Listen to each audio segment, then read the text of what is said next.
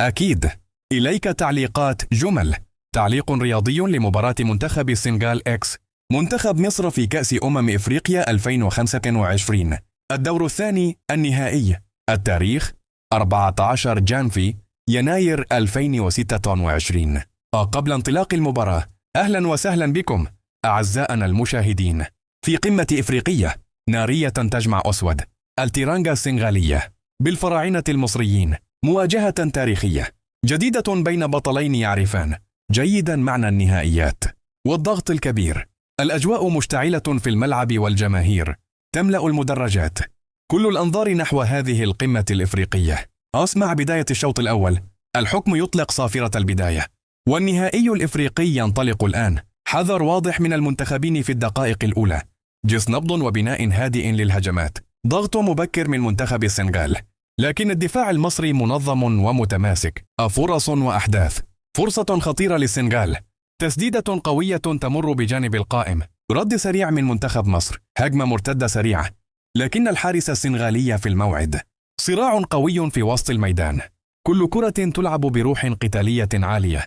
هدف مثال جول. هدف رائع يشعل النهائي الإفريقي. تمريرة متقنة. تسديدة لا تصد ولا ترد. المدرجات تنفجر فرحا.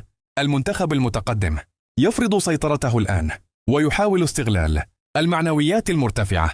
نهاية الشوط الأول. صافرة نهاية الشوط الأول.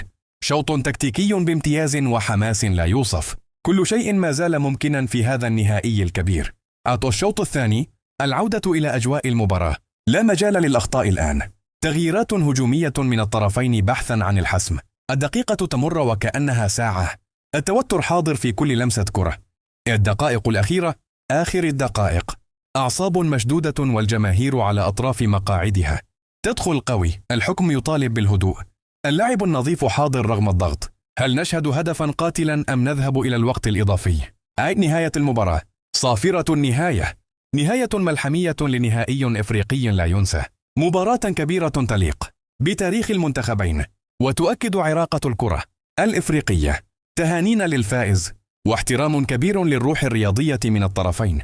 إذا أحببت أستطيع. قصى كتابة تعليق حماسي بصوت معلق عربي معروف. إعداد نص تعليق مختصر للبث المباشر. أو تعليقات خاصة لمواقع التواصل. قل لي ما النمط الذي تريده.